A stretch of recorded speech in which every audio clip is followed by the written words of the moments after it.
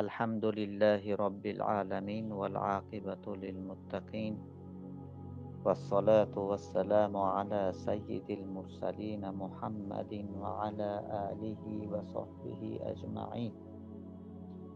السلام عليكم ورحمة الله وبركاته. Birodarlar, bu qazo va qadar masalasi bugungi kunda islom ummatining ichida taniq bo'lmagan bir masalalardan bittasi. Ya'ni bu masala qazo va qadar masalasi ba'zi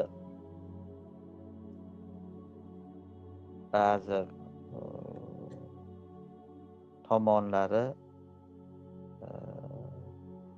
tushunarsiz, bir-biriga zid kelganga o'xshaydi.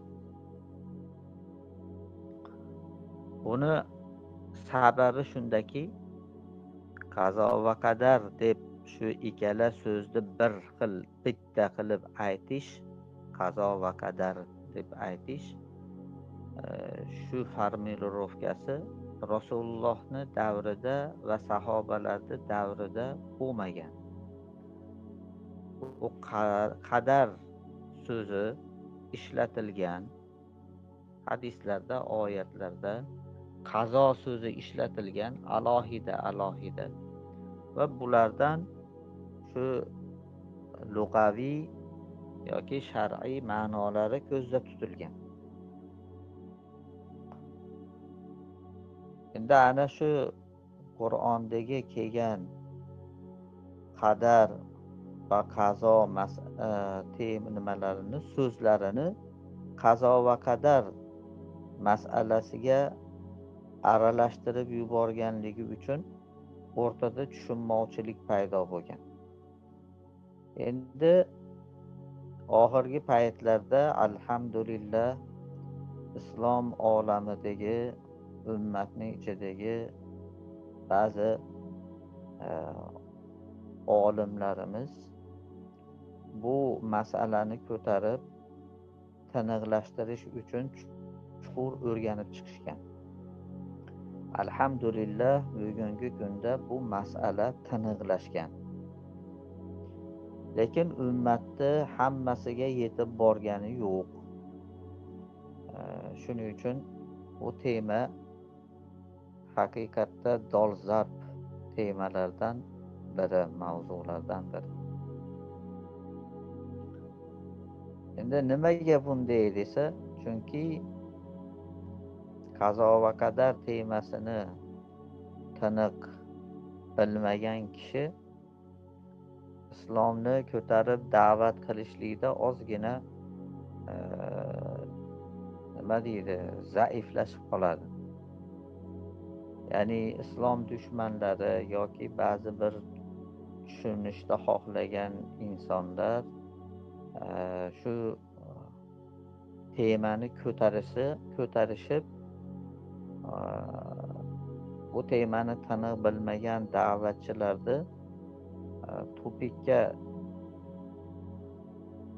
qilib qo'yishi mumkin. Shuning uchun bu temani yoritilsa islom tushunchalari yana ham tiniqlashadi.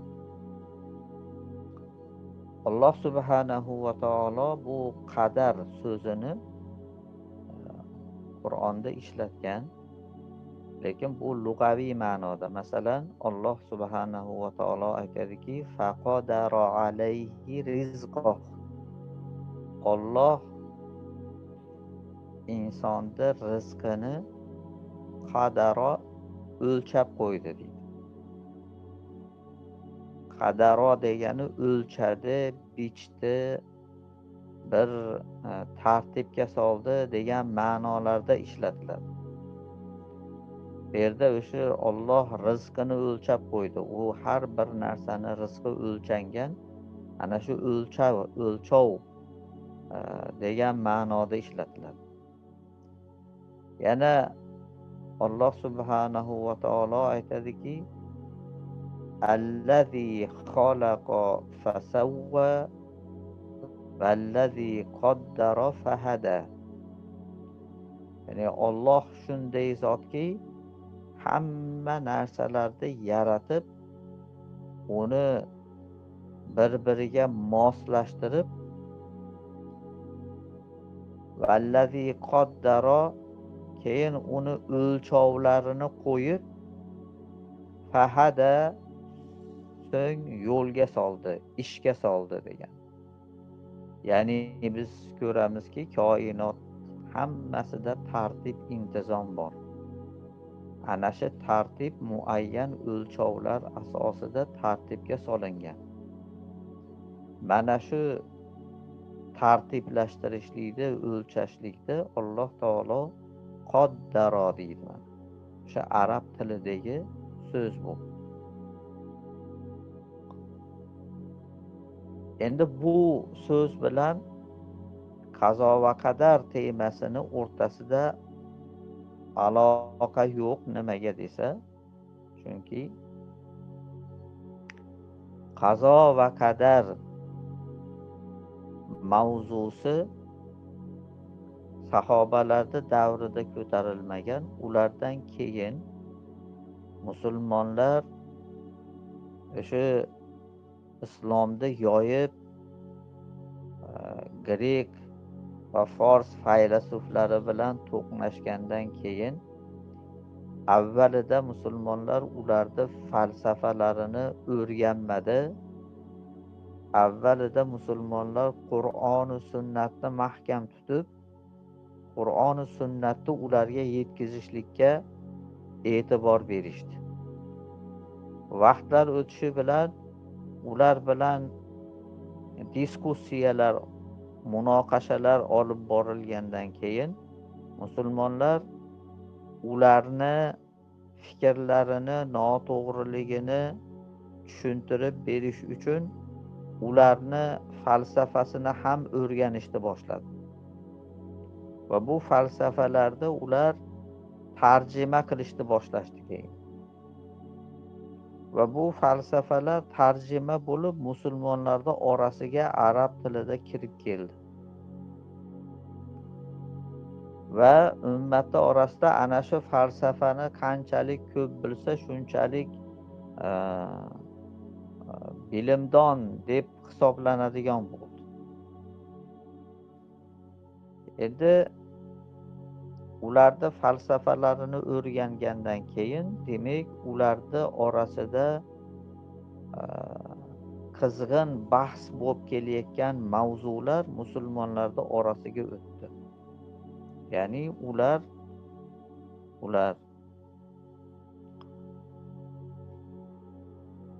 asrlar davomida, ko'p asrlar davomida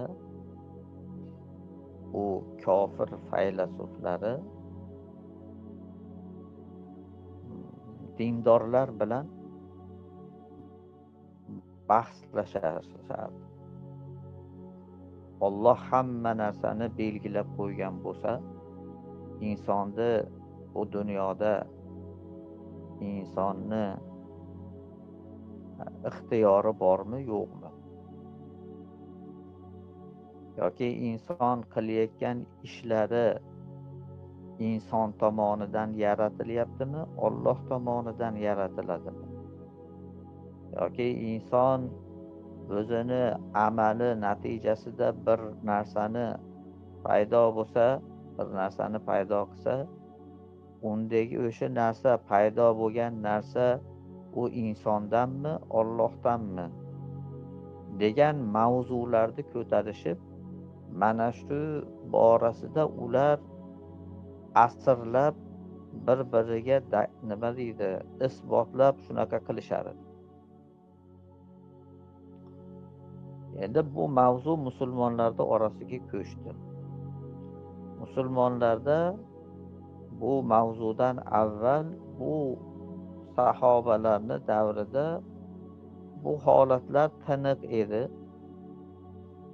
Ularning faylasuflari falsafasi kirib kelgandan keyin bu asta sekin tiniqligini yo'qotdi. Musulmonlar boshqa narsalar, boshqa направлениеga, boshqa yo'nalishlarga chalg'ib ketishdi.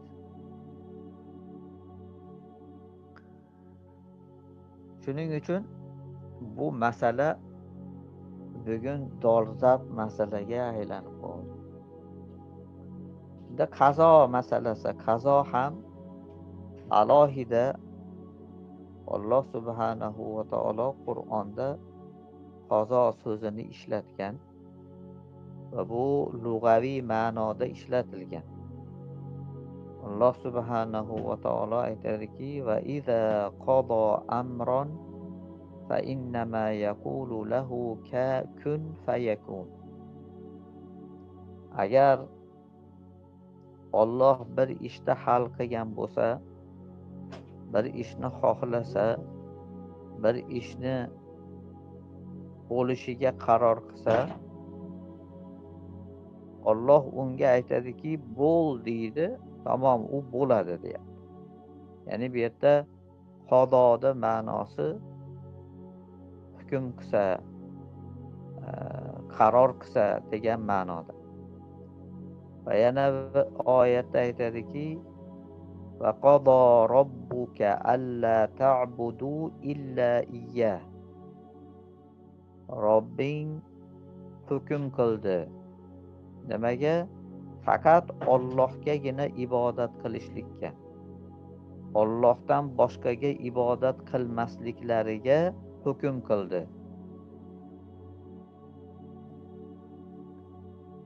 Yoki yana bir oyatda aytadiki: "Va ma kana lil mu'minin va la mu'minatin idza qadallohu va rasuluhu amran an yakuna lahumul khiyaratu fi amrihim." Ya'ni agar deydi Alloh, bir Allohu rasuli bir ishga hukm qilgan bo'lsa, qaror qilgan bo'lsa, mana bu ishni qilinglar yoki mana bu ishni qilmanglar degan hukm qilgan bo'lsa, iymoni bor, ya'ni Allohga, rasuliga, oxiratga iymon keltirgan erkak-u ayol uchun bu yerda ixtiyor bo'lishi mumkin emas. Ya'ni ular Allohga ishonganmi, demak Allohning hukmlariga so'zsiz bo'ysunish kerak. Mana bu yerda ham iza qadallohu deganda Alloh bir hukmni qabul qilsa, qaror qabul qilsa degan ma'noda. Endi demak qazo va qadar temasini mavzusi bu Qur'ondagi qadar so'zi, qazo so'zini ma'nosiga aloqasi yo'q. U qayerdan olindi? Uni mavzusi qanaqa desa, u faylasuflar o'rtada bahs qilishgan va bu bahsda misol keltirishgan. Bitta o'sha misoldan biz nima haqda gap ketayotganligini bilishimiz mumkin. Ular misol tariqasida keltirishdiki, agar inson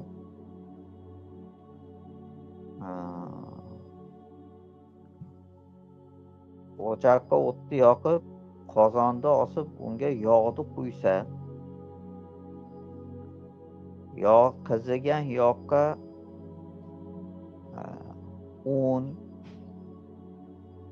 asal, shakar shularni solib, undan marmelad qilishsa, holva qilishsa,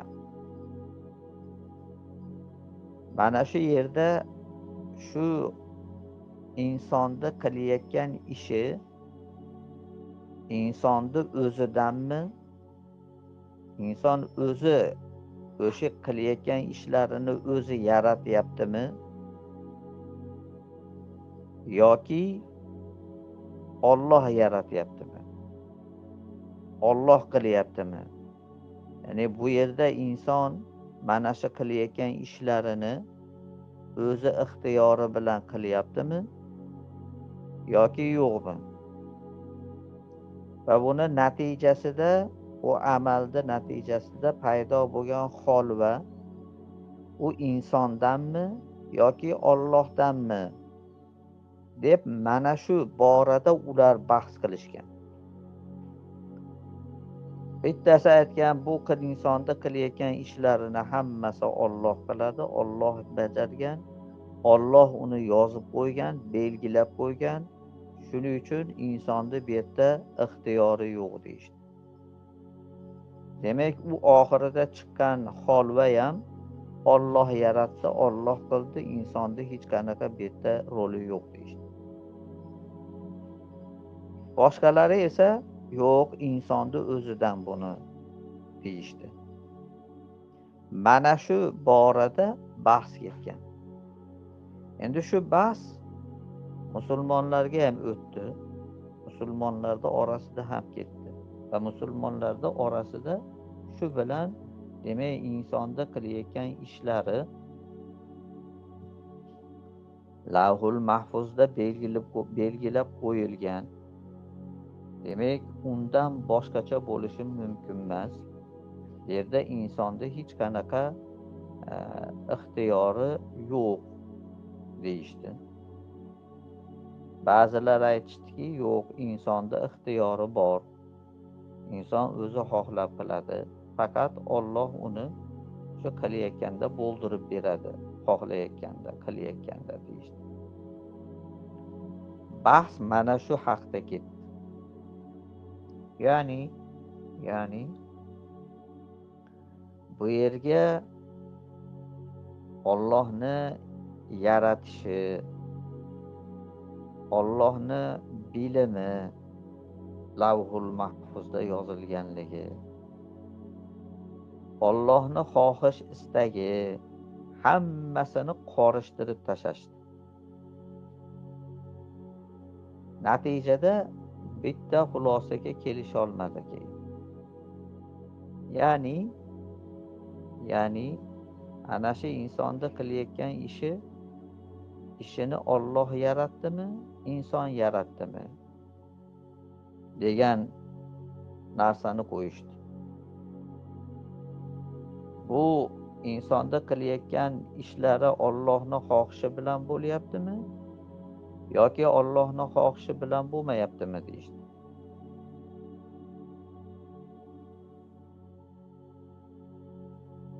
Mana bu yerda adashish bo'ldi.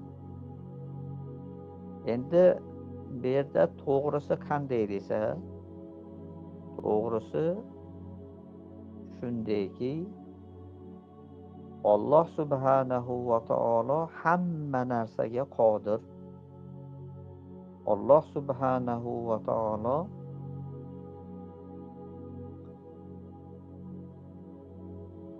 xohlagan narsasini qiladigan zot. Birortasi Allohning xohishiga to'sqinlik qila olmaydi. Koinotda nimaiki bo'lsa, hammasi Allohning xohishi bilan bo'ladi. Birorta narsani bu Allohning xohishiga qarshi bo'lyapti, bu Alloh xohlamagan narsani bo'lyapti desa, bu xato bo'ladi, chunki Allohni hech kim majbur qila olmaydi xohlamagan narsasi bo'lishiga. Shuning uchun bu Allohning xohishi alohida tema. Buni ajratish kerak. Ikkinchisi Allohning bilimi. Alloh subhanahu va taolo Qur'onda aytadiki: "Ma asoba min musibatin fil ardi wala fi anfusikum illa fi kitabin min qabli an nabra'aha inna zalika 'ala Allohi yasir." Alloh taolo aytayaptiki, yerda yoki sizlarni o'zingizlarda qanaqadir bir musibat bo'ladigan bo'lsa, sizlarga yoki yerga yetgan har qanday musibat bo'ladigan bo'lsa, u yaxshilik bo'ladimi, yomonlik bo'ladimi, ular hammasi fi kitabin, bir kitobda qayd qilingan, yozilgan. Uni bo'lishidan avval, uni amalga oshirishimizdan avval bu yer yuzida sizlarni ichinglarda bo'ladigan hamma narsa bir kitobda yozilgan deyapti. Inna zalika alallohi yasir. Bu Allohga oson.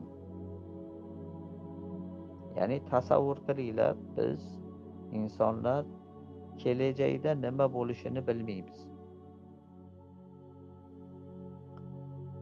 Inson uchun bu muammo.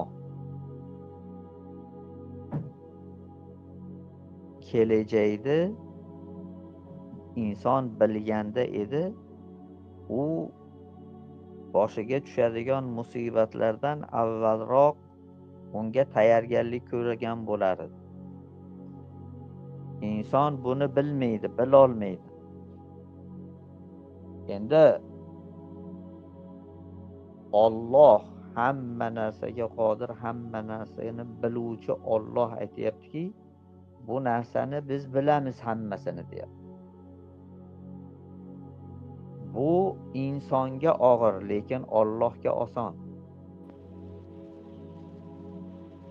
Ya'ni bu yerda demak, o'sha Lavhul Mahfuz kitobida hammasini belgilab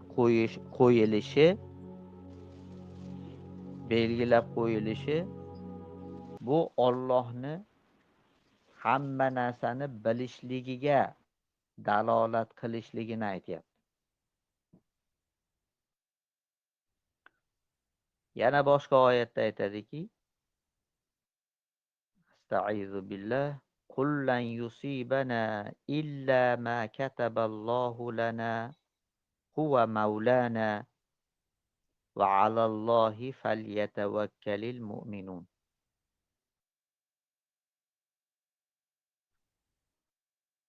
Payg'ambar sollallohu alayhi vasallamga aytadiki, Alloh, sen ularga aytginki, bizni boshimizga tushadigan nimaiki bo'lsa, xafachilik bo'ladimi, xursandchilik bo'ladimi, nimaiki bo'lsa, bu hammasi Alloh tomonidan yozilgan, belgilangan. U Alloh bizni hojamiz. Alloh hamma narsaga qodir. Shuning uchun insonlar Allohga tavakkul qilsinlar. Bu yerda ham o'sha yozib qo'yilgan degani Alloh biladi uni degani. Ya'ni masalan ba'zi insonlarda bir nima bor, fikr bor ki, masalan Alloh bu koinotni yaratdi, insonga ixtiyor berdi, insonni yaratib bu yer yuzida yashashligiga yo'lladi. Nima uchun desa, ularni sinash uchun, imtihon qilish uchun. Haqiqatda bu oyat bor. Allazi xalaqal mauta val hayata liyabluvakum ayyukum ahsanu amala. Alloh sizlarni, ya'ni Alloh yerda o'lim bilan hayotni yaratdi. Nima uchun desa, sizlarni sinash uchun. Qaysi biringlar chiroyli amal qilasizlar. Endi bu oyatni insonlar tushunib olishi mumkinki, demak, imtihon qilayotganda kim imtihon qiladi? Bir narsani bilmagan odam bilib olishlik uchun imtihon qiladi. undan ma'no chiqadiki, Olloh bilmaydi-yu insonni qaysi biri qanaqa amal qilishligini, shuning uchun bilib olishlik uchun yaratdi degan tushuncha paydo bo'lishi mumkin. Mana bu tushunchani noto'g'riligini, bu tushuncha bunaqa tushunmaslik kerakligini boshqa oyatlar bizga ko'rsatyapti. Ya'ni Alloh subhanahu va taolo koinotni yaratishdan avval, insonni yaratishdan avval u u inson qaysi yo'lni tanlab, qaysi yo'lga borib, u yer yuzida qanday ishlar qilishligini va oxir oqibat qayerga, do'zaxgami, jannatgami borishligini Olloh biladi. Bu narsalarni yozib qo'ygan degani Olloh bilguvchi degani.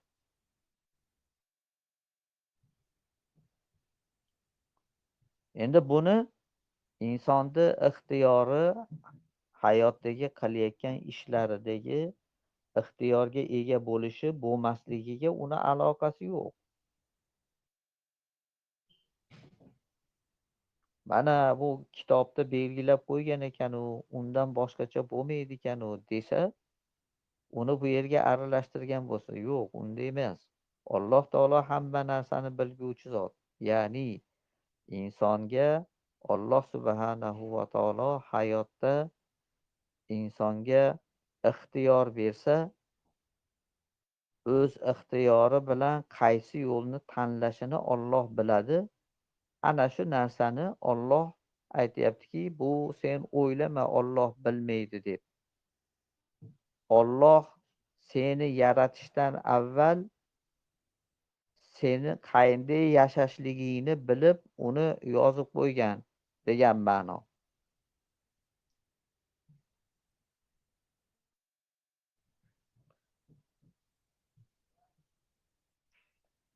Xo'p, shuni singari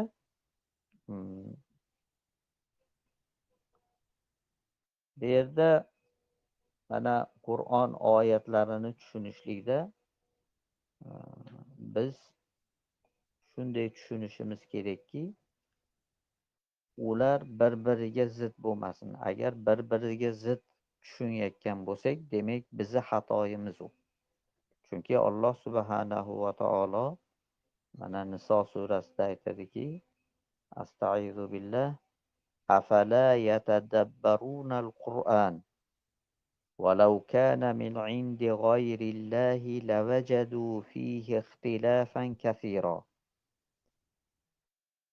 U Qur'onni o'ylab, fikrlab, uni ma'nolarini tadabbur qilsin, to'g'ri tushunishsin. Agar deyapti, Alloh aytyaptiki, agar bu Qur'on Ollohdan boshqasi tomonidan bo'lganda edi, ya'ni Olloh emas, insonlar buni o'ylab topib o'zlari yozgan bo'lsa edi, unda bu kitobda juda ko'p qarama qarshiliklarni topgan bo'lardinglar deydi. Bu degani Qur'on Ollohdanmi? Bu isbot bo'lganmi? Bu isbot bo'lgan. Demak, Ollohdan bo'lsa, demak uni ichida qarama qarshiliklar yo'q. Ziddiyatlar yo'q. Bo'lishi mumkin emas. Chunki inson kelajak haqida yozayotgan bo'lsa, kelajakni nimaligini bilmaganligi uchun uni aytgan narsalari kelajakda ziddiyatlarga to'g'ri keladi. Lekin Alloh subhanahu va taolo avvalda bo'ladigan ishda ham, bo'lib o'tgan ishlarni ham hammasini bilguvchi zot. Shuning uchun Qur'on u tomonidan kelgan bo'lsa, demak Qur'onda ziddiyat bo'lishi mumkin emas. Agar birorta oyatda biz zid bir biriga zid ko'rayotgan bo'lsak, u bizni xatoyimiz. Biz uni izlashimiz kerakki, tadabbur qilishimiz kerakki, qanday tushunish mumkinki bu oyatlar bir biriga zid kelmasin.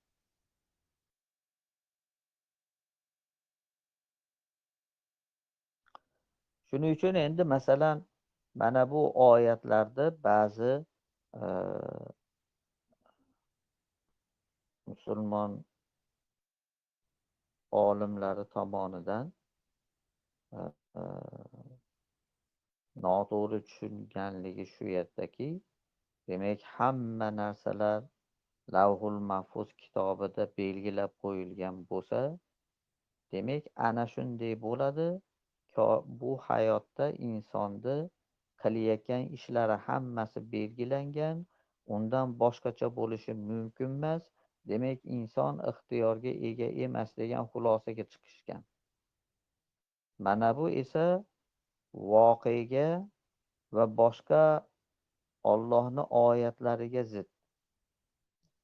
Alloh subhanahu va taolo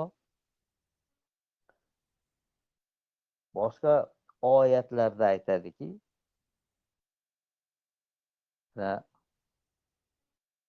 Estaizu billah ووضع الكتاب فترى المجرمين مشفقين مما فيه فيقولون يا ويلتنا ما لهذا الكتاب لا يغادر صغيرة ولا كبيرة إلا أحصاها ووجدوا ما عملوا حاضرا ولا يظلم ربك أحدا.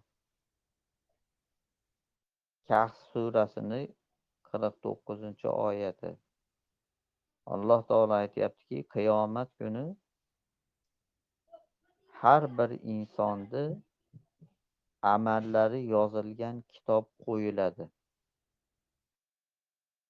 Shunda kofirlar va fosiqlar ular haligi kitobdagi yozilgan narsalardan afsuslanishadi va aytishadiki, holimizga voy bo'lsin. Bu qanaqa kitobki, bu birorta kichkina arzimas narsa bo'lsa ham yoki katta muhim narsa bo'lsa ham hammasini birortasini qo'ymasdan hammasini bu kitobda yozilibdi deb qayg'uga tushishadi.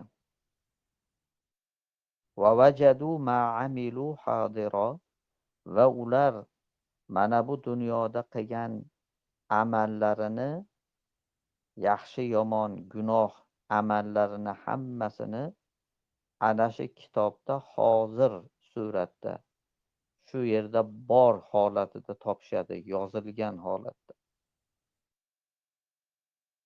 Va Alloh taolo bu oyat oxirida aytadiki, "Vala yazlimu robbuka ahada." Robbing birorta insonga zulm qilmaydi deyapti.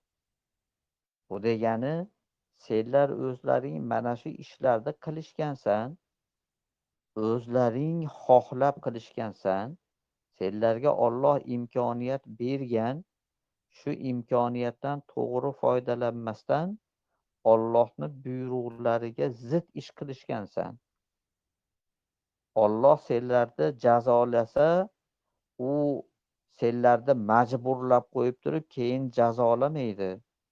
Bu zulm bo'ladi. Robbing esa zolim emas deyapti. Senlarni qilmagan ishlaringga senlarni jazolamaydi deyapti. Mana bu oyatlar bilan zid bo'lib qoladi. Demak bu oyat nimani ko'rsatyapti? Bu oyat inson o'z amallarini o'z ixtiyori bilan bajaradi. U lavhul mahfuzda yozilgan, belgilangan degani esa inson o'z amallarini qilayotganda qaysi birini xohlashini Olloh biladi degan ma'noda aytilgan oyatlar. Endi bu oyatlar endi masalan voqeani tekshirsak qanday? Bu qazo va qadar masalasida demak ko'rilayotgan masala bu insonni qilayotgan amallari, inson bajarayotgan ishlar. Bu bittasi, ikkinchisi insonni amalini natijasida paydo bo'lgan rezultat, uni natijasi o'laroq paydo bo'lgan narsa. Demak, mana bu ikkita narsa. Endi ikkalasi ham biz voqeda hayotda ko'rib turgan, his qilib turgan narsalar. Demak, bu narsalarni biz aql bilan fikrlab nima ekanligini, ularni voqeasini bilishimiz mumkin. Biz insonlarni har birimiz hayotda yashayapmiz va biz muayyan amallarni bajaryapmiz. Muayyan amallarni bajarmayapmiz. Biz yeyapmiz, ichyapmiz, savdo qilyapmiz, kiyinyapmiz, dehqonchilik qilyapmiz, boshqa hayotdagi ishlarni qilyapmiz. Mana shu ishlarni qilayotganimizda biz o'zimizni qanday his qilyapmiz? Birov bizni majbur qilyaptimi yoki majbur qilmayaptimi? Biz o'z ixtiyorimiz bilan bir narsani yeyapmizmi? Yoki o'z ixtiyorimiz bilan yuryapmizmi? O'z ixtiyorimiz bilan savdo sotiq qilyapmizmi yoki birov bizni majbur qilyaptimi? Mana bu narsani biz voqeda o'zimiz ko'rishimiz mumkin. Har birimiz o'zimizni hayotimizda buni tekshirib ko'rishimiz mumkin. Agar buni tekshirib ko'rsak, hayotimizda har birimizni hayotimizda shunday ishlar borki, uni biz o'z ixtiyorimiz bilan bajaramiz. Lekin shunday ishlar borki, u bizni ixtiyorimizsiz sodir bo'lyapti.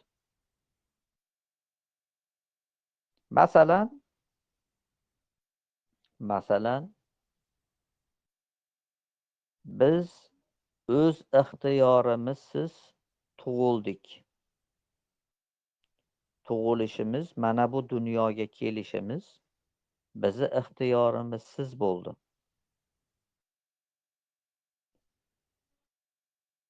Endi tug'ilib o'syapmiz. Bizni o'sishimiz, naqadar o'sishligimiz, naqadar o'smasligimiz bu bizga bog'liq emas.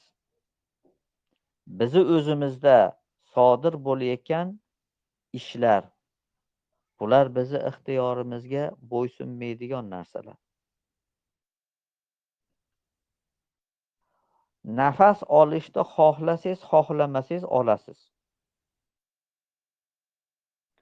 Yoki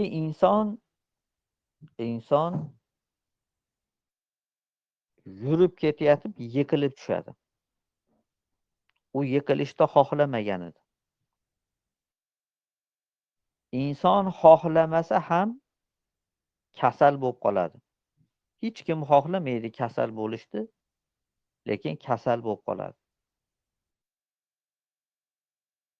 Hech bir inson boshiga bir kulfat tushishligini xohlamaydi, lekin u tushadi. Demak, shunaqa amallar borki, shunaqa ishlar borki, u biz xohlasak ham, xohlamasak ham u sodir bo'ladi. Lekin shunday amallar borki, ular bizni ixtiyorimizsiz bo'lmaydi. Masalan, xohlasangiz o'rningizdan turib yurasiz, xohlamasangiz o'tirasiz.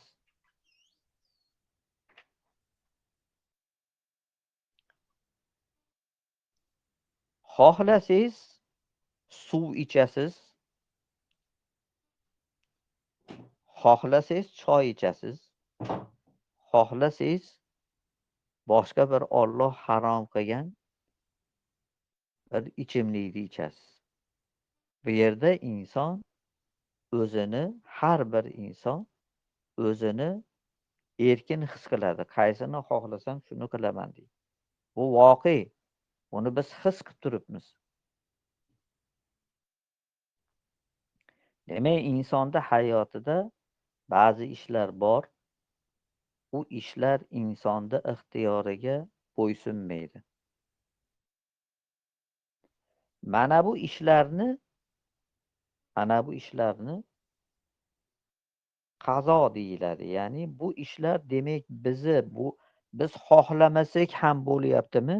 Demak, buni Alloh subhanahu va taolo belgilab qo'ygan va bu Allohning buyrug'i bilan bo'layotgan masalalar. Shuning uchun Alloh subhanahu va taolo bunday masalalarda sabrga buyuryapti.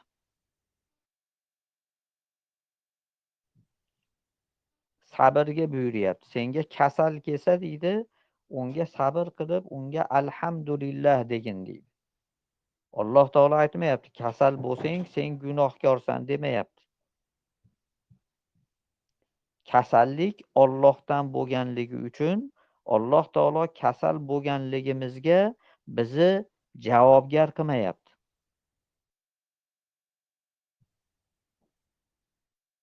Chunki bu Allohdan.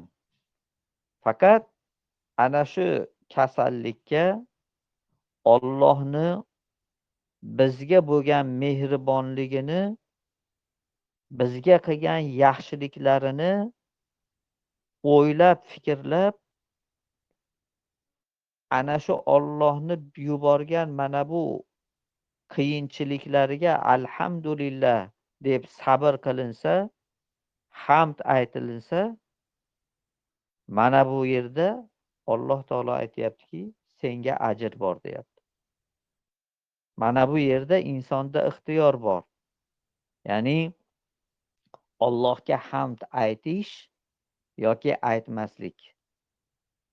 Allohdan shu qiyinchiliklarga qaramasdan Allohdan rozi bo'lib, Allohni maqtab, Allohga hamd sano aytish yoki Allohdan norozi bo'lib, men nima qiluvdimki menga bunaqa qiyinchiliklarni yuklading menga deb Allohga norozi bo'lishlik o'rtasida insonda ixtiyor bor. Mana shu joyiga javob beradi, lekin kasal bo'lganiga emas.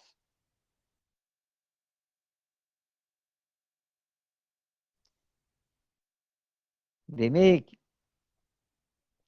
qazo deganda mana bu insonda ixtiyoridan tashqari inson ustidan sodir bo'layotgan mana bu ishlarni qazo deymiz va unga taslim bo'lamiz va bunga sabr qilamiz, Allohga hamd aytamiz.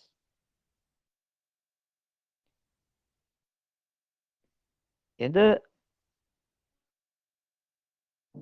insonni boshqa ixtiyori bilan qilayotgan ishlari esa mana bunga Alloh subhanahu oldida javob beriladi. Bu yerga Allohning xohishi, Alloh hamma narsani yaratganligi, Allohning irodasi, Alloh hamma narsani bilishi bunga umuman aloqasi yo'q. Bu yerda inson qilayotgan amalida ixtiyorlimi, ixtiyorsizmi degan masala turibdi. Demak, ixtiyorli bo'lsa, xohish istagi bo'lsa, ya'ni u yerda inson qilish qilmaslik ixtiyoriga ega bo'lsa, mana shu joyda inson Allohning oldida javobgar bo'ladi. Chunki buni hadislar, oyatlar aytib turibdi. Rasul sollallohu alayhi vasallam aytdiki, insondan dedi 3 ta narsa ko'tarildi, kechirildi deydi. Yoki qalam ko'tarildi deydi. Ya'ni 3 ta narsaga inson javob bermaydi degani. Bulardan bittasi inson majbur qilingan bo'lsa. Ya'ni qayerda inson ixtiyorga ega bo'lmasa, u yerga javob bermaydi. U majbur bo'lishligi Alloh tomonidan uni majbur qilinganmi yoki inson tomonidan majbur qilinganmi? Agar uni ixtiyori yo'q bo'lsa, u yerda unga javob bermaydi.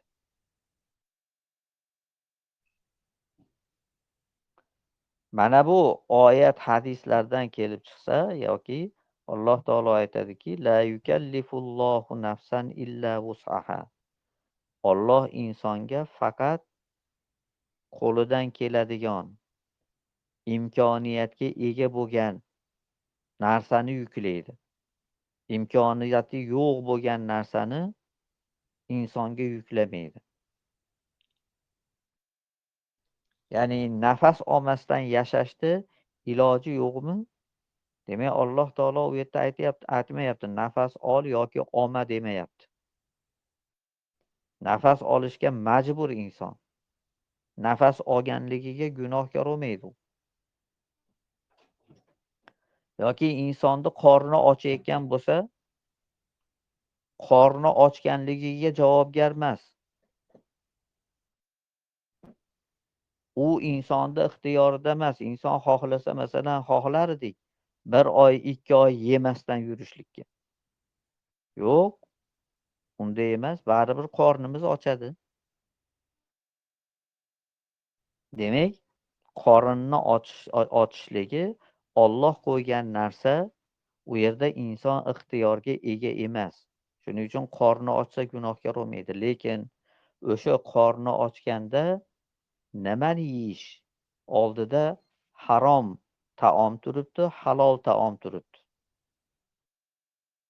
Inson shu halol taomni yeyishlik yoki harom taomni yeyishlik ixtiyoriga egami?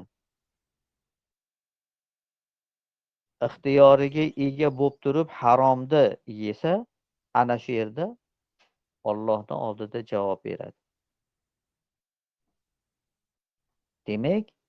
Demak, qazo va qadar masalasi bu inson qiyomat kuni qaysi qilayotgan amallariga javob beradi, qaysi qilayotgan amallariga javob bermaydi.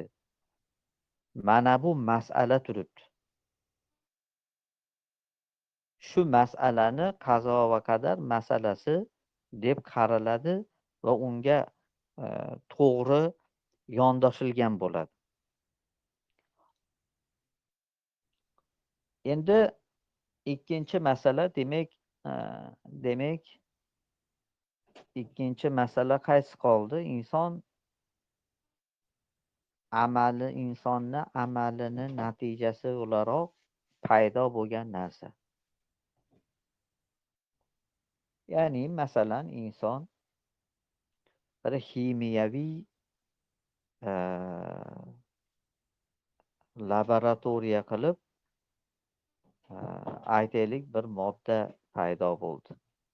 Aytaylik haligi misoldagi keltirilgan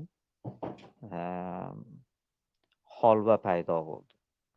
Shakar bilan unni aralashtirib qo'g'iruvdi, holva paydo bo'ldi. Endi shu holvani kim qildi desa, holvani inson qildi. Lekin uni paydo qilgan inson emas. U yo'qdan bor qilgan yo'q uni. Inson un bilan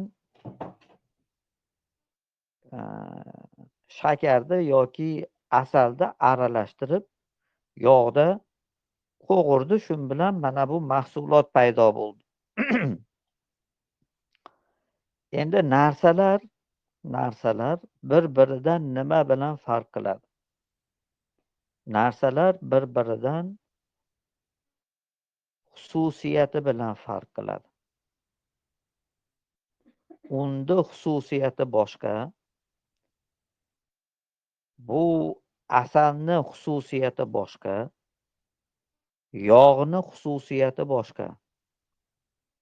Bu uchalasini aralashtirsa, boshqa bir xususiyatga ega bo'lgan to'rtinchi bir narsa paydo bo'ldi. Bu to'rtinchi narsaga inson o'zi o'sha xususiyatni berdimi yoki yo'qmi?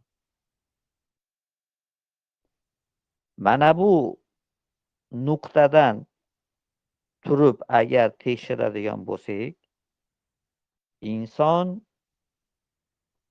holvani xususiyatini inson yaratgani yo'q. Holvadagi xususiyatni inson bergani yo'q. Nimaga desa, agar inson holvaga shu holvani xususiyatini berganda edi, u inson xohlasa boshqa bir xususiyatni ham bera olar edi. Ya'ni bu holva emas, bundan tilla bo'lsin desa, tillani xususiyatini berib olardi.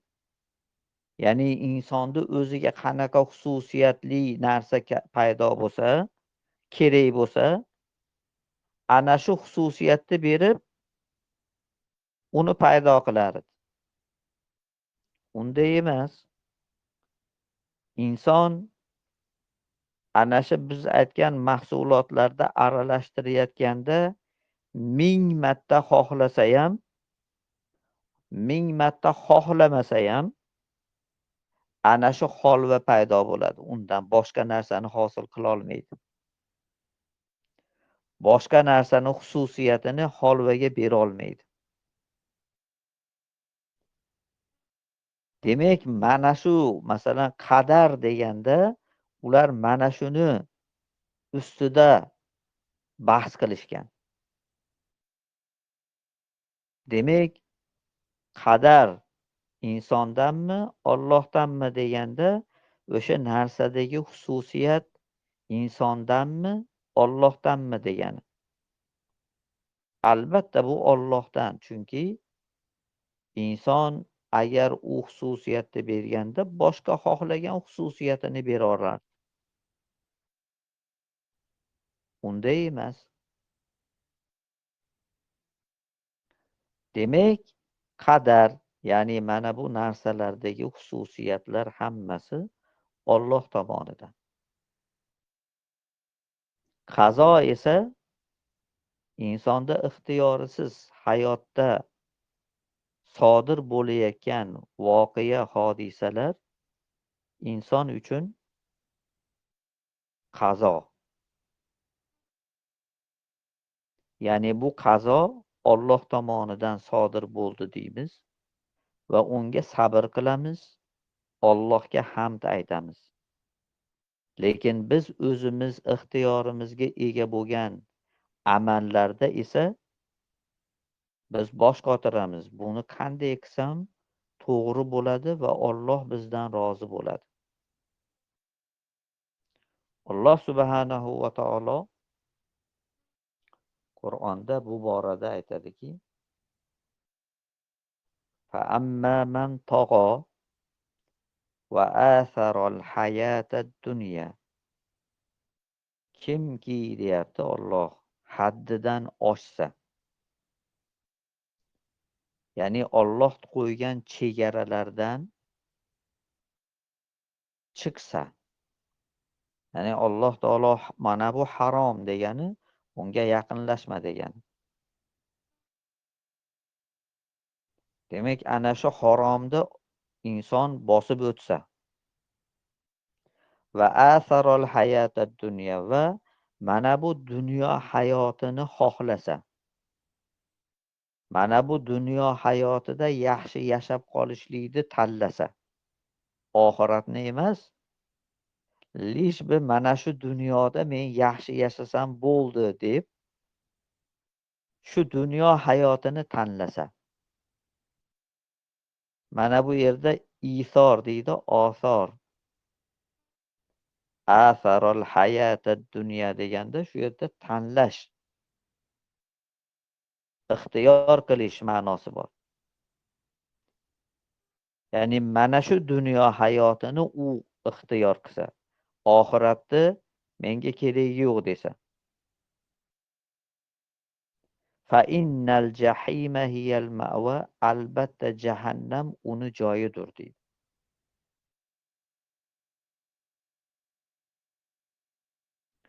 Demak, mana bu oyatdan ham nima bo'lyapti? Inson o'zi ixtiyoriga ega bo'lgan joyda shariat qonunlarini buzsa, Allohni buyruqlariga bo'ysunmasa, ana shu ishiga jazolanadi.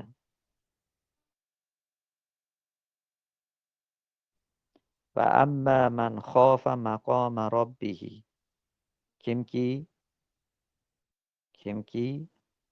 ertaga qiyomatda Allohni huzurida turib javob berishlikdan qo'rqib, va nahan nafsa anil hawa, o'zini xohish istaklarini tartibga solsa, ya'ni o'sha haromga bo'lgan xohish istaklarini to'xtatsa degan. Anil hava, hava degani xohish istak degani. Ya'ni ixtiyor degan. Ya'ni inson haromni oldida turganda shu haromni xohlab turibdi, shu haromni shayton unga qiziqtiryapti. Mana shu yerda Allohni eslab, ana shu xohish istagini to'xtatib, mana bu halol yo'lini tanlasa, fa innal jannata hiyal ma'va, albatta jannat uni joyidir deydi.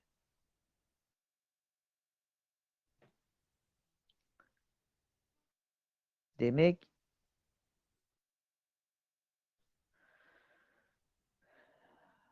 bu yerda shu ma'lum bo'ldiki, demak, Allohni lavhul mahfuzda belgilab qo'yganligini insonni ixtiyoriga aloqasi yo'q. Chunki lavhul mahfuzda yozib qo'yilgani bu Alloh insonni o'z ixtiyoriga qo'ysa, qaysi bir yo'lni tanlab qanday yashashligini biladi degan ma'no.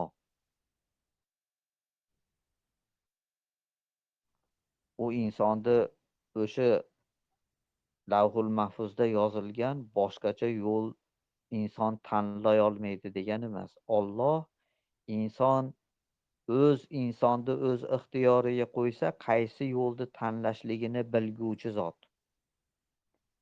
Ana shuni Alloh taolo u yerda ifodalayapti. Sen o'ylamaginki, dunyodagi qaysidir bir ishlarni Alloh bilmaydi-yu, bilish uchun qilyapti buni deb o'ylamagin. Alloh taolo uni avvaldan bilib, uni hatto yozib ham qo'ygan degan ma'no. Shunda hammasi o'rniga tushadi. Alloh taolo xohlagan narsa bo'ladi koinotda, xohlamagan narsa bo'lmaydi degani haqiqatda shunday. Hayotda nimaiki bo'lsa Allohni xohishi bilan bo'ladi. Bu degani aroqxo'r, haromxo'r haromni qilayotgan paytda Alloh shuni xohladi. Inson endi nima qilsin? Iloji yo'q degan fikr noto'g'ri. Alloh taolo nimani xohladi? Alloh taolo inson bu hayotda o'z ixtiyori bilan, xohishi bilan yo haromni yoki halolni tanlashini xohladi.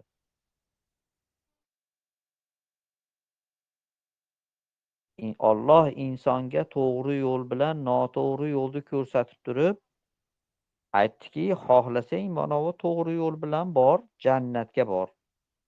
Xohlasang mana noto'g'ri yo'l bilan bor, do'zaxga bor. Men xohlayman inson mana shu ikki yo'ldan bittasini o'z xohishi bilan tanlashini dedi. Chunki Alloh taolo aytayapti-ku, Qul huvallohu ahad, Allohus somad. Allohus somad degani Alloh muhtoj emas degani. Ya'ni Alloh insonni amallariga muhtoj emas. Alloh taolo inson Allohning buyruqlarini qilishligiga muhtoj emas. Unga inson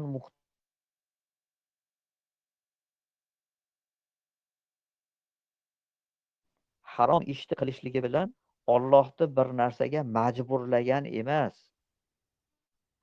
Yoki Allohning xohlaganini qilmayman degani emas u. U qila olmaydi. Alloh xohlamasa hech narsani qila olmaydi. Alloh xohlamasa haromni ham qila olmaydi, halolni ham qila olmaydi.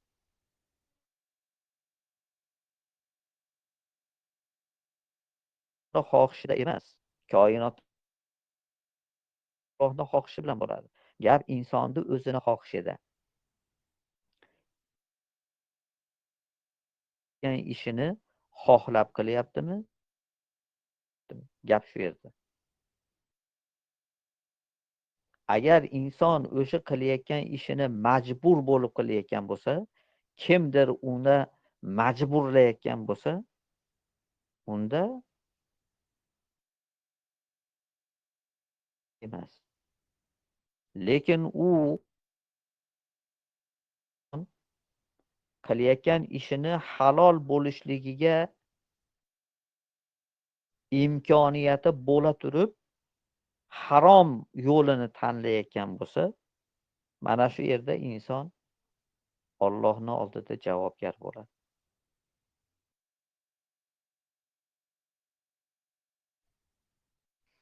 Vallohu a'lam bis-savob, ukalar.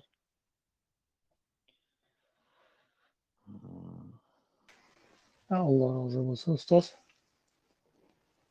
Savollar qismiga o'tsak bo'laveradimi? Ha. Birodarlar, marhamat, savollar bo'lsa.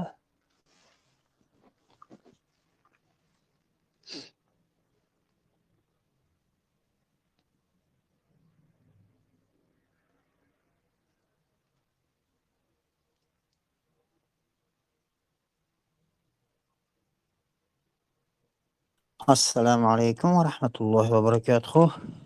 Birodarlar, yaxshimisizlar? Bu Muhammad aka, assalomu alaykum. Ro'zalar bilan charchamaysizlarmi? Alaykum assalom va rahmatullohi va barakatuh. Alhamdulillah. Bir shu qiziq qadrdan bir savol bor edi. Bugungi kunda o'sha ba'zi bir xiraliklar bor. Aynan qaysi joyda desa, mana insonda ixtiyor bor deyilyapti. Mana hozir tushuntirib o'tdingiz. Insonda to'liq ixtiyor bor. Ya'ni o'sha ixtiyoriy doirasi bor yoki majburiy deyilyapti. Endi mana bu ixtiyoriy doirada inson to'liq o'zi hukmronlik qiladi. Lekin ba'zi fikrlarga to'qnash kelib qolinyapti. O'sha da'vat yo'lida ixtiyor degan narsani mutlaq yo'q aslida deyilyapti-da. Faqat deydi tushuntirilayotganda o'sha kavniy ixtiyor bor, shar'iy ixtiyor bor deyiladi. Mana shu narsani, mana bu mavzu nuqtai nazaridan qanday tushunish kerak? Kavniy ixtiyor deganda nimani tushuntiryapti bular? Shar'iy ixtiyor bor deyapti. mana bu narsalarni qanday tushunish kerak va uni qanday qilib tushuntirib berish kerak. Aynan mana bu mavzu nuqtai nazaridan qanday uni to'g'ri qilib joy-joyiga qo'yilishi kerak. Agar savol tushuntira olgan bo'lsam, aka. Hmm, Endi ukajon bitta narsa bor. Xo'p, mana aytaylik, tavhid masalasi bor-ku. Tavhid masalasida ya'ni iymon, aqida masalasini shunday bir qiyin qilib tashlanganki, tavhid masalasi, ya'ni aqida masalasini bilish uchun muayyan qanaqadir fanlarni o'rganish kerak. Muayyan bir terminlarni o'rganish kerak. Mana shunga olib kelingan bugungi kunda. Vaholanki Rasulullohning davrida, sahobalarning davrida aqida, iymon masalasini bilish uchun muayyan qanaqadir kitoblarni o'qish bo'lmagan, talab qilinmagan. Shuning uchun bugungi kunda masalan islom aqidasini tushunishlik judayam oddiy, sodda bo'lishiga qaramasdan, uni shunaqangi bir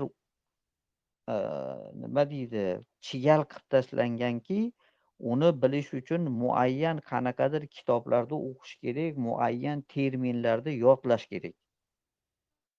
Xuddi shuni singari bu qazo va qadar masalasini ham juda katta bir fan qilib tashlashdi buni. Uni fantaziya qilib har xil nimalarni, nima deydi, terminlarni o'ylab topishdi.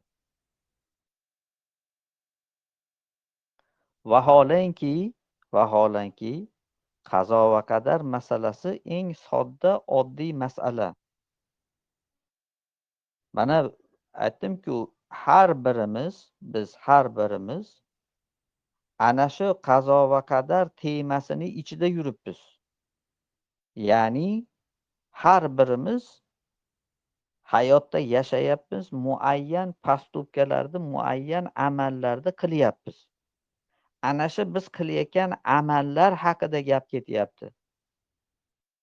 Va biz amallarni qilayotganda muayyan narsalarni ishlatyapmiz. Va bu narsalarda har birini o'zini xususiyatlari bor. Ana shu xususiyatlariga qarab ishlatyapmiz. Masalan, boltani kesish xususiyati bor. Bir narsani chopib kesadigan bo'lsak, malatoyni urmayapmiz, boltani istayapmiz. Arrani istayapmiz. Miq qoqishni xohlaydigan bo'lsak, unda o'tkir narsani emas, o'tmas malatoyni istayapmiz. Bu demak, o'sha biz hayotimizda masalan chanqasangiz suv ichyapsiz. Tuproq yemayapmiz. Chunki suvda chanqoqni qondirish xususiyati bor. Ya'ni narsalarning xususiyati va biz qilayotgan amallar. Amallarda ba'zisida ixtiyorga egamiz, ba'zisida ixtiyorga ega emasmiz. Mana bu oddiy narsa, sodda narsa. Qazo va qadar masalasi bunaqangi chigal masala emas, buni chigallashtirilgan bu narsa. Bilib bilmasdan haligi noto'g'ri tomonga ketib qolgandan keyin o'sha noto'g'ri fikrni isbotlash uchun bir narsalarni o'ylab topish kerak.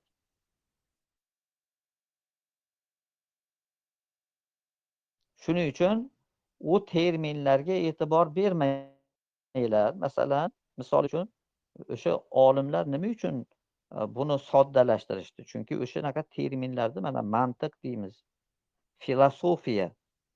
Buni seriy bir nima deydi? Butun bir katta bir fan qilishdi buni. Vaholanki oddiy cho'pon ham tushunadigan narsa bu.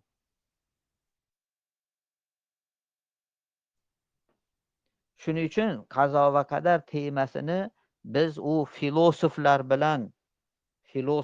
bilan o'tirib, ular bilan bahslashib, bunaqa qilish uchun emas. Agar filosoflar bilan o'tirib gaplashadigan bo'lsak ham, ularni nima terminlari bilan emas, aqliy masalami bu? Demak, voqeani ustida fikrlash kerak. Shuning uchun u terminlarni e'tibor bermanglar. Mana odamlarni fikrini oddiy realnostga, ya'ni nima voqeaga qaratinglar. Mana siz qilyapsiz, mana ishingiz ixtiyorli, mana ishingiz ixtiyorsiz. Demak, mana ixtiyorsiz qilayotgan ishlaringizni aytyapsizmi, bu Allohdan. Mana u qilayotgan mana bu narsalarni ishlatganingizda ularni xususiyatlarini e'tiborga olib ishlatyapsiz. Ana shu xususiyatlar qaydan? Olloh berdimi u temirga qattiqlik xususiyatini? Yoki suvga nima deydi? Suyuqlik xususiyatini? Olloh berdi. Ha, o'shuni Ollohdan deb bilamiz deyiladi. Tamom. U alhamdulillah olimlarimiz bizni ana shu filosoflarni ana shunaqangi nima deydi fantaziyalardan bizni qutqardi. Ya'ni ularni o'sha fantaziyalarini o'rganib chiqishligimizga hojat qolmadi.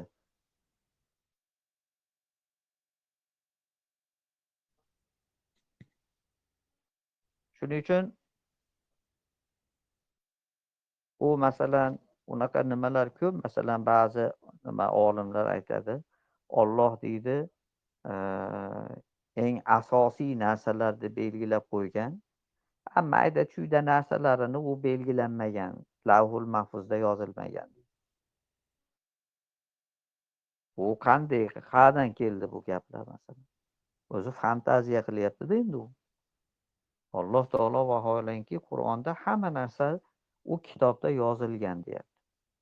U qanchalik u arzimas mayda chuyda bo'lmasin, Qur'onda aytyapti-ku, oxiratda inson uni ko'radi deyapti.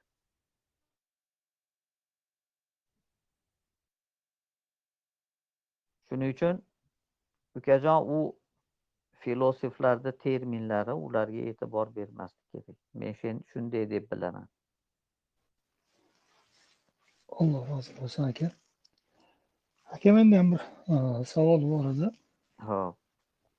Mana bu dunyo hayotda o'zimiz boylikni yo'qotib qo'yish yoki farzand, mashina, shu nima deydi, dunyoni yo'qotish yo vatandan quvilib ketish yoki oilasidan ajrab qolish, shunga o'xshagan bir odamda bir qo'rquv bor-u. Shu qo'rquvni qazo va qadarni tushunmaganligidan shunaqa bo'ladimi odamda? Ya'ni juda ko'pchilikda kuzatasiz. Shu nimanidir yo'qotishlikdan qo'rqayotganligiga guvoh bo'lasiz. Shu holat qazo va qadarni tushunmaganligidan bo'ladimi demoqchiman.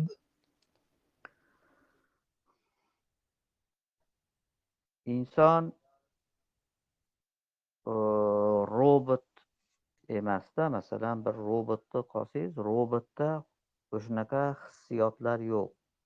Xursand bo'lish, xafa bo'lish, qo'rqish, bunaqa narsalar yo'q. Bunaqa narsalar tirik mavjudotlarda bor. Endi bu Alloh taolo insonga qo'ygan bir xususiyat. Qo'rqish bu baqo g'arizasini bir ko'rinishi. Agar bu qo'rqish bo'lmasa edi,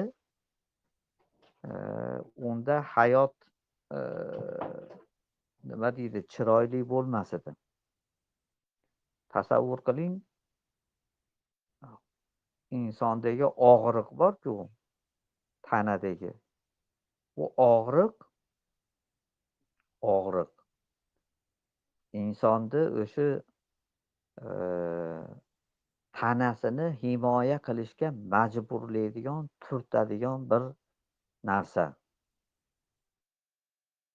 Bir yeringiz og'rimasa, u chirib ketib, chirib tushib qolsa ham yurilaverar edi masalan. Lekin o'sha og'riq borki, sizni u tek qo'ymaydi, majbur qiladi o'zingizni jasadingiz haqida qayg'urishingizga. Endi qo'rquv ana shu baqo g'arizasini bir ko'rinishi. U qo'rquvni qanday? Masalan, inson sichqondan qo'rqsa va oldida sichqon turibdi va sher turibdi. U sherdan bo'lgan qo'rquvini oldida sichqondan bo'lgan qo'rquvi ketadi.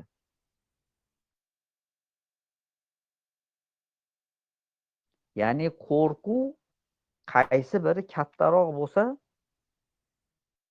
ana shu katta qo'rquv kichkina qo'rquvni pasaytiradi. Alloh subhanahu va taolo nimaga do'zax azobini bizga sifatlab beryapti? Do'zax azobi bu dunyo hayotida do'zax azobidaqa azob yo'q.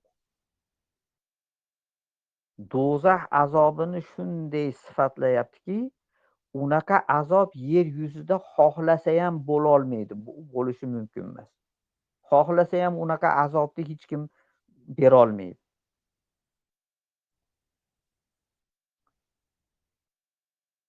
Insonda shu qo'rqish xususiyati bor. Endi buni yana bitta ismini aytyapmanki, ana shu qo'rquv qaysi narsadandir qo'rqsangiz bu normalni, qaysi narsadandir qo'rqsangiz bu nenormalni. Ya'ni u ayib. Masalan, inson sichqondan qo'rqsa, ayib bu. Hamma kuladi undan.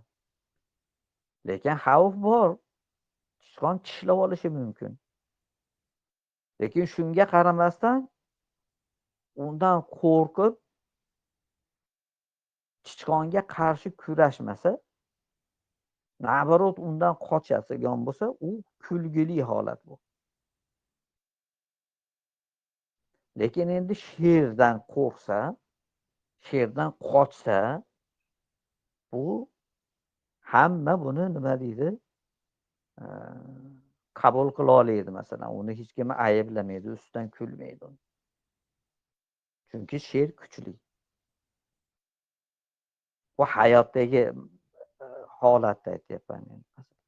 Lekin masalan Alloh taolo bizga shunday qo'rqinchli narsani ko'rsatdiki, u qo'rqinchli narsani ko'rganimizda mana bu dunyodagi dahshatlar bizga arzimas bo'lib ko'rina boshladi.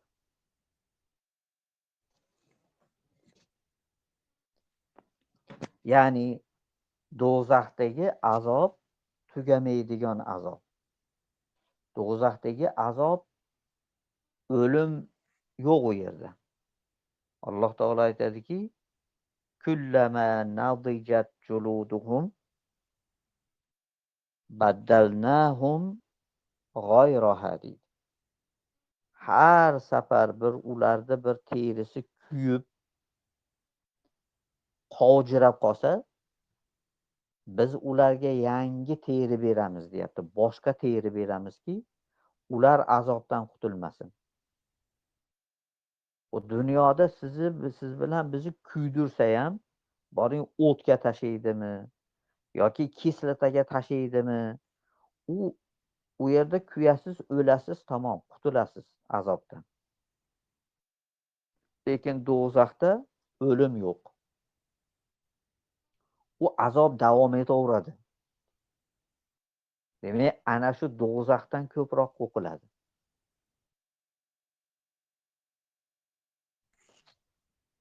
Shuning uchun bu masalan biz qo'rqamiz.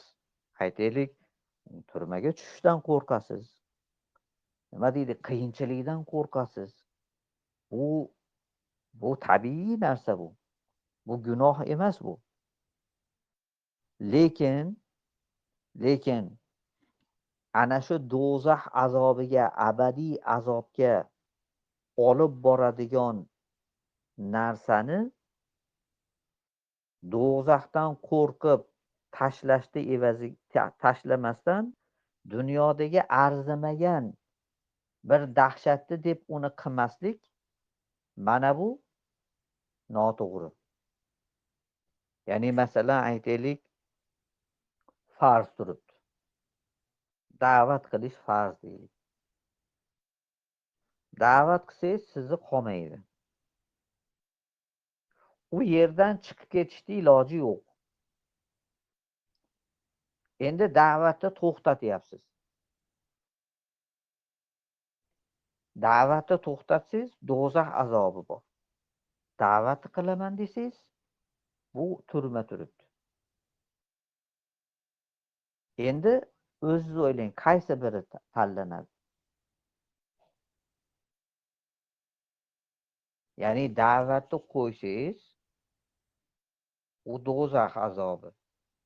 U do'zax azobi turmadan ko'ra nima deydi, million barobar yomon, dahshatli.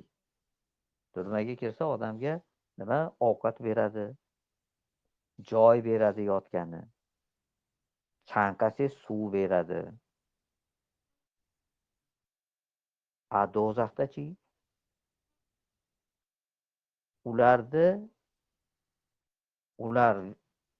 asrlar davomida u yerda qoladi deyapti. Qolishligi shunday qolmaydi, asrlar davomida faqat kuyadi.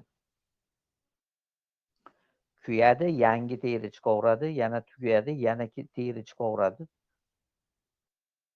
Agar chanqasa, ularga yiring beriladi deyapti. Va qaynayotgan, shaqirab qaynayotgan suv beriladi. U ham battar azob. Mana bu azob oldimizda kutyapti. Mana buni tasavvur qilgan odam uchun mana bu turma masalasi azob emas. Ya'ni azob qiyin, lekin u qiyinchilikni oldida bu hech narsa emas. Ana shuning uchun nimaga insonlar borki, ozgina qiyinchilikdan qo'rqib tashlaydi. Nimaga? Chunki u oxiratdagi azobni tasavvur qila olmaydi. Shuning uchun Allohdan qo'rqish deymiz-ku. Allohdan qo'rqish nimadan qo'rqiladi? Allohdan qo'rqish degani ayni do'zaxdagi azobni kim beryapti? Alloh beryapti. Ana shu do'zaxdagi azobdan qo'rqish degan.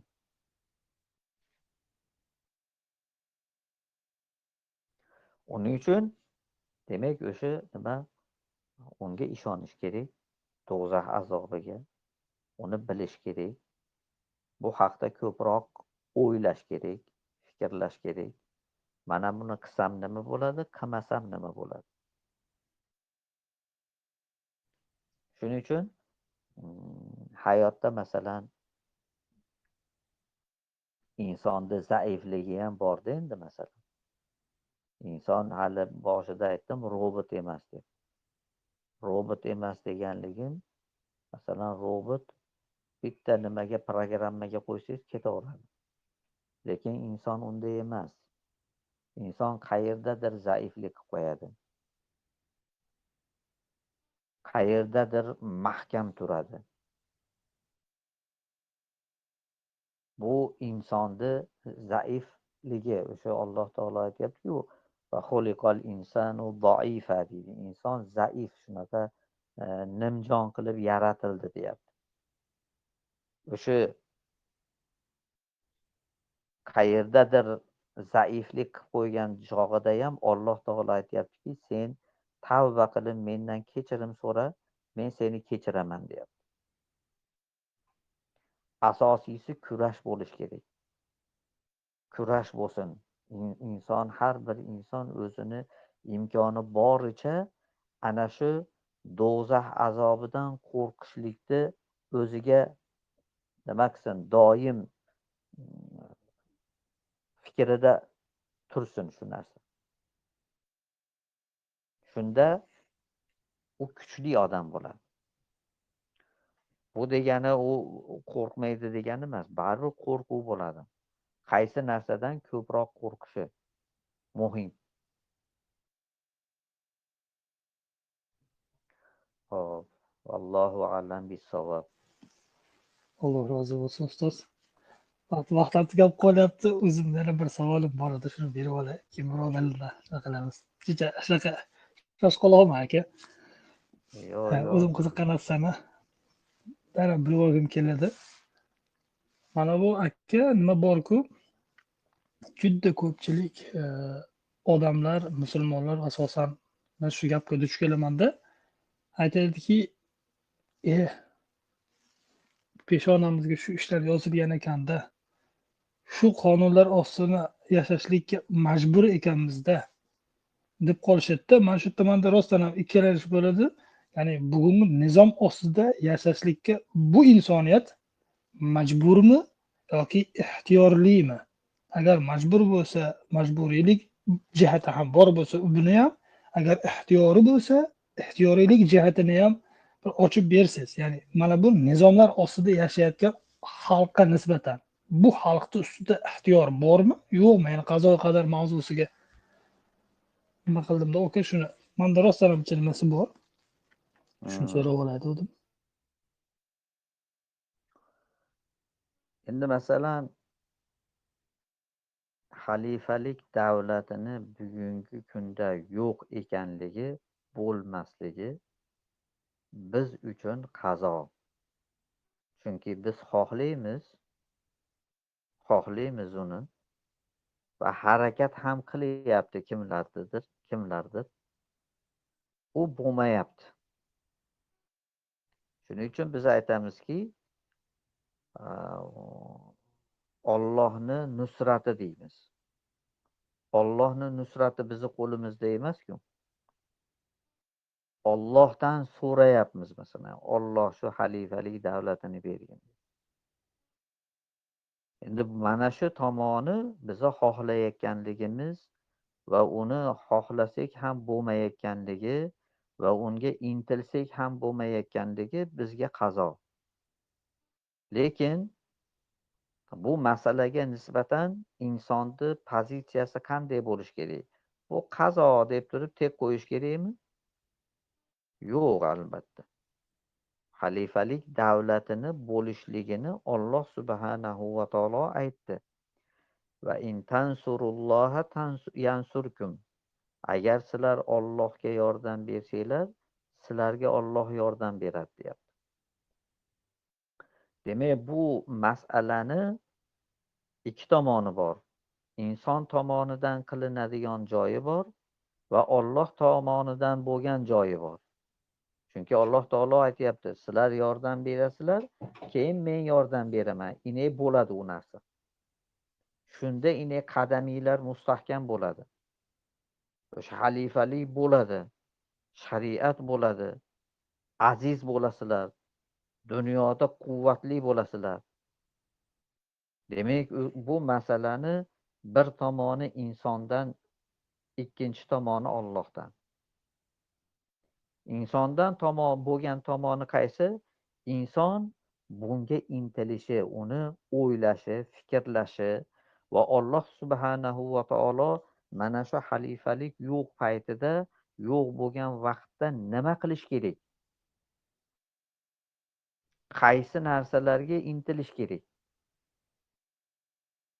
Mana bu narsa inson tomonidan bo'ladigan ish. Inson bunga javob beradi. Alloh subhanahu va taolo Qur'onda aytdiki, astag'firu billah, innalloha ishtaro minal mu'minina anfusahum va amvalahum bi anna lahumul jannah. Alloh insonlardan ularni joni va mollarini sotib oldi, ularga jannat bo'lishini evaziga. Endi qarang, Rasul sollallohu alayhi vasallamni davrini olaylik. Makkada chiqib da'vat qilsa, ularni urar edi, azoblar edi, o'ldirar edi. Lekin shunga qaramasdan ular yashirinib bo'lsa ham qilishar edi buni. Albatta ochiq qilishmagan, lekin yashirinib qilishar edi buni. Ba'zilari ochiq qilgan, ba'zilari yashirinib qilgan, lekin qamagani bo'lmagan. Chunki mana shuni yo'lida nima deydi? Qiyinchilik, nima kerak bo'lsa berishgan hammasi. Endi bugungi kunda olaylik, namoz o'qishingizga pulingiz ketmaydi, ro'za tutishingizga pulingiz ketmaydi, joningiz sarflanmaydi unga. Hech xavf xatar yo'q. Qur'on o'qiysizmi, namoz o'qiysizmi, ro'za tutasizmi, hajga borasizmi? Bunga Alloh taolo aytgan haligi nima yo'q. Joninglarni, molinglarni sotib oldim degan ish yo'q. Ya'ni u yerda mol, jonni sotib olishdan maqsad mol, jon sarf qilinadigan, qurbon qilinadigan ish turibdi u yerda. Ertaga agar masalan davlat bo'lsa, u davlat jihod qiladi. U jihodda nima? Mol, jon ketadi bu yerga. Endi bugun masala nima turibdi? Bugun da'vat turibdi. Islomni o'rgatish turibdi. Islomni yoyish. Bugungi kunda musulmon bo'la turib islomini bilmaydi odamlar. Tepadan esa islomni o'rgatgan, bildirgan odamlarga bosim bor. U yerda jon fido, mol fido bo'ladigan joy. Demak, mana bu narsa bugungi kunda muhim masala. Bu insonda ixtiyoridagi narsa. Inson xohlasa, u da'vat qila oladi. Xohlamasa da'vat qilmaydi. Bu insonda ixtiyoridagi narsa bugun. Alloh subhanahu va taolo da'vatni buyurdi. Bo'lib ham bugungi kunda insonlar islomni tushunmaydi. Mana qazo va qadar masalasini aytdik-ku. Qazo va qadar masalasini ular aytyapti. Alloh aytganida bo'ladi bu haqiqat. To'g'ri, Alloh aytganida bo'ladi. Alloh uni Lavhul Mahfuzda yozib qo'ygan, qachon bo'lishligini, kimlar tomonidan bo'lishligini. Uni Alloh biladi. Lekin biz bugun nima qilishimiz kerak? Bugun bizning vazifa nima? Alloh o'zi biladi deb turib indamay o'tirishmi? Unda to'g'ri bo'ladimi? Rasululloh unday qilmadi-yu. Rasululloh bilar edi, hamma narsani Alloh biladi, Lavhul Mahfuzda yozib qo'yilgan.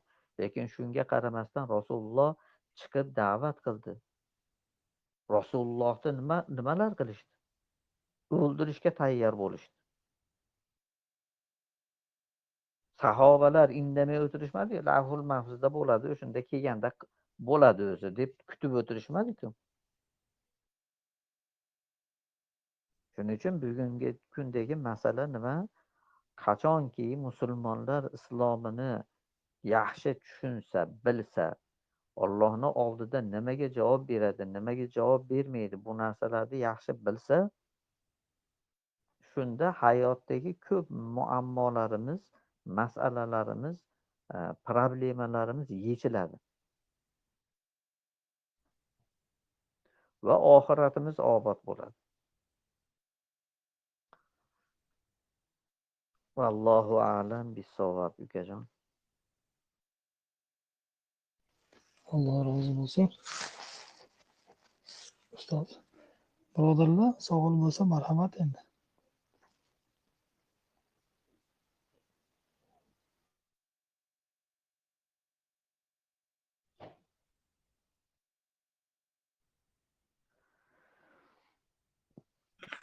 Assalomu alaykum va rahmatullohi va barakatuh. Va Ustoz, menda savol alaykum bor edi. assalom va rahmatullohi va barakatuh. Hop, mana qadar masalasini tushuntirganda aytdingiz, qadar bu narsalardagi xususiyatlar, shundan foydalanamiz deyapmiz. Lekin urfda taqdir degan narsa ham bor. Qadar degan so'zni, taqdir degan so'zni shunday ishlatishadiki, taqdirida bor ekan, taqdirida yo'q ekan degan masala ham ishlatiladi. Qadarida bor, qadarida yo'q deb. Mana shu ikkala ma'noda ishlatiladigan so'zlarni bir yoritib bersangiz, orasini ajratib. Agar Bu savolimni taqdir tushuntira olgan bo'lsam. tushundim ukajon. Yaxshi savol. Bizda shu peshanangda yozilganini ko'rasan deydi. Taqdirda borini ko'rasan deydi. Shu masala bor. Biz shuni bugun o'sha yoritishga harakat qildik. Ya'ni bu taqdirda borini ko'rasan, peshanangda yozilganini ko'rasan degani lavhul mahfuzda yozilgan bo'lsa, ana shu bo'ladi degani. U bir tomondan to'g'ri, bir tomondan noto'g'ri. To'g'riligi nimada? To'g'riligi Alloh subhanahu va taolo bilgan narsalar bo'ladi hayotda. Ya'ni lavhul mahfuzda yozilgan narsalar bo'ladi.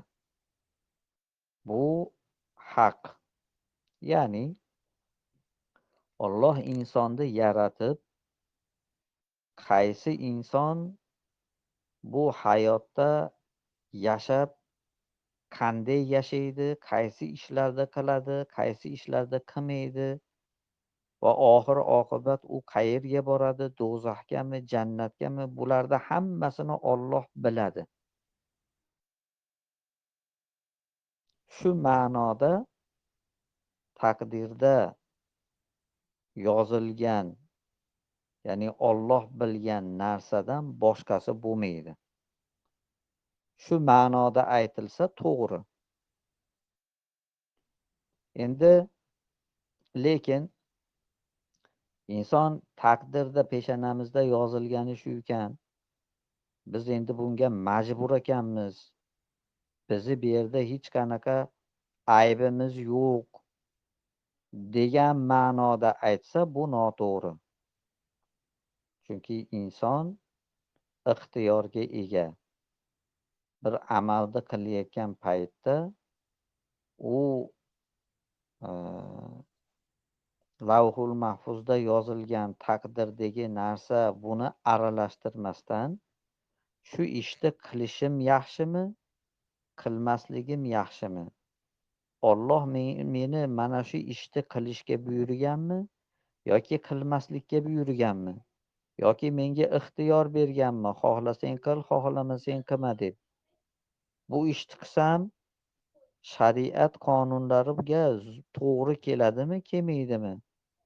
Bu ishni qilsam meni qayerga olib boradi? Do'zaxgami, jannatgami deb xuddi mana shu nuqtadan qarash kerak.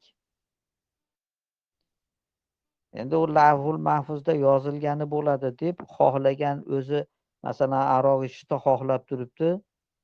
U xohishini qaytarishni o'rniga bu harom, buni qilsam do'zaxga olib boradi deyishni o'rniga u lavhul mahfuzda yozilgan bo'lsa baribir ichamanda deb ichayotgan bo'lsa u noto'g'ri.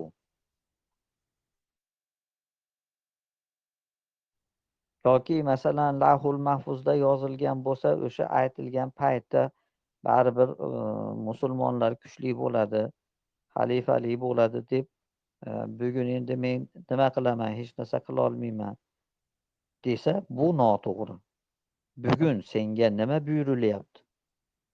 Ollohning qonunlari hayotda tatbiq bo'lmayotgan paytda Alloh taolo amri ma'ruf nahiy munkarni buyuryapti. Sen haromni ko'rganda uni to'xtatishing kerak deyapti.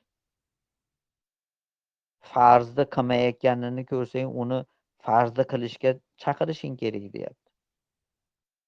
Uni lavhul mahfuzda yozib qo'yilgan, indamay qo'yaver demayapti-ku.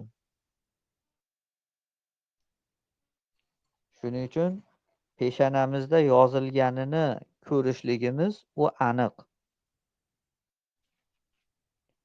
Lekin mana bu bugungi kunda yashayotganimizda biz nima qilishimiz kerak degan vapros bu boshqa narsa. Ya'ni shunday qarash kerak. Shariat qonunlari nimaga keldi? Shariat qonunlariga kim rioya qilsa, unda Alloh uni mukofotlaydi jannat bilan deyapti. Kim shariat qonunlariga muvofiq yashamasa, uni do'zaxda azoblaydi deyapti Alloh. Shu lavhul mahfuzda hammasi yozib qo'yilgan deb aytayotgan Alloh, sen mana bu haromni qiladigan bo'lsang, do'zaxda jazolanasan deyapti. Mana bu Allohning buyrug'ini bajarmasang, sen do'zaxda azoblanasan deyapti. Shuning uchun bu ikkita narsani bir-biriga qorishtirmaslik kerak. Ya'ni taqdirda azalda yozilgan narsa degani Alloh bilgan narsa degani. Ya'ni inson hayotda nima ish qilmasin, uni Alloh bilguvchi.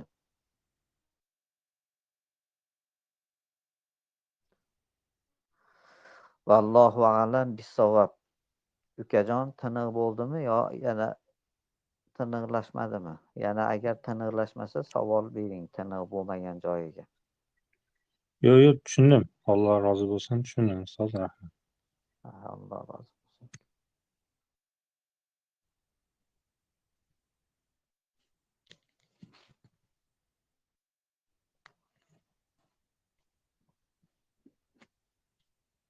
Hay, vaqtam bo'lib qopti.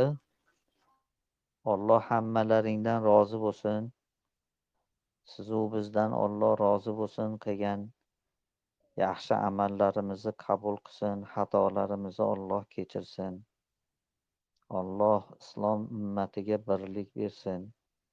O'zini shariati atrofida hammamizni jam qilsin. Butun dunyoga islomni olib chiqib, islomni dunyo miqyosida tatbiq qilishlikda bizlarni ham nasibador qilsin Alloh. Assalomu alaykum va rahmatullohi va barakatuh.